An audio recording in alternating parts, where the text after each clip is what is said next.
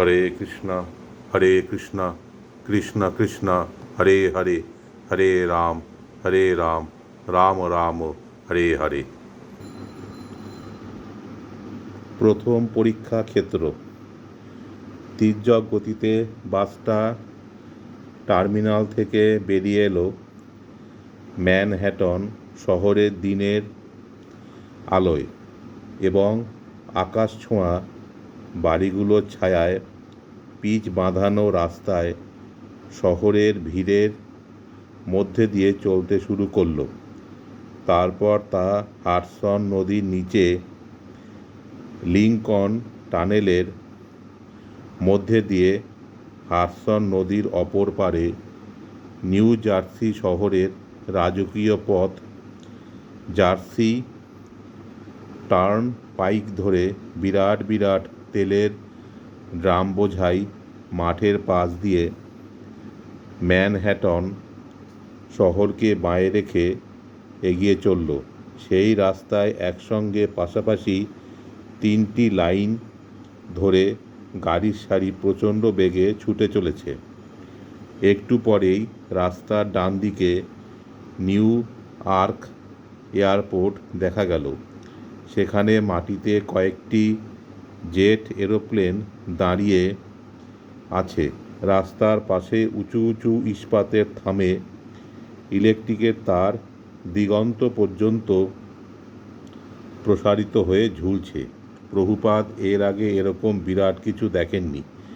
তিনি উপলব্ধি করলেন যে আমেরিকার সংস্কৃতি উৎকট রাজসিক। তার মূল মন্ত্র হচ্ছে ক্রমবর্ধমান কামনা বাসনার চরিতার্থতা।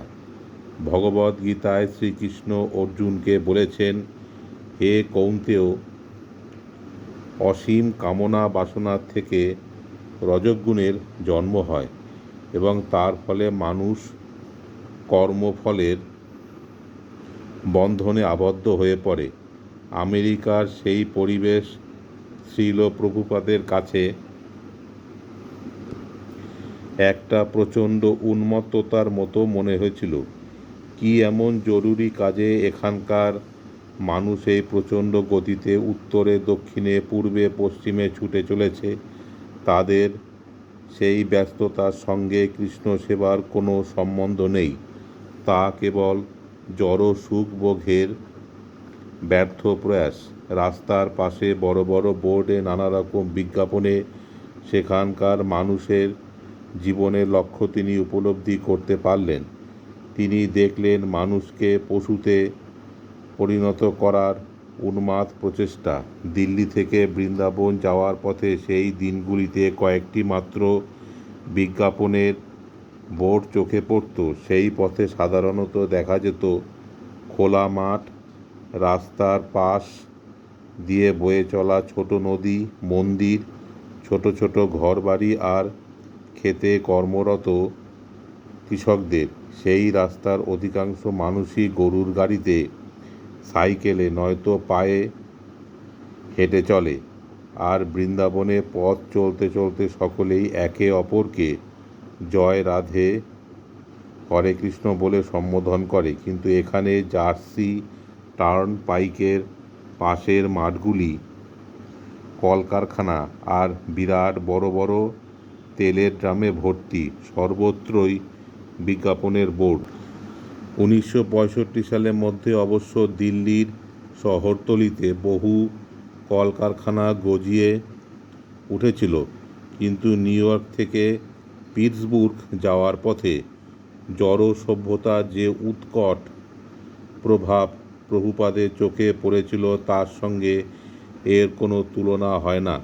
আমাদের মনে রাখা উচিত নয় যে একজন সাধারণ ভারতীয়ের মতো প্রভুপাদ কেবল সংস্কৃতি সংঘাতে ভুগছিলেন। তিনি এসেছিলেন বৃন্দাবন থেকে, যা যথার্থই ভগবদ্ধাম। সেখানে তিনি নিরন্তর কৃষ্ণ ভাবনাময় মগ্ন ছিলেন।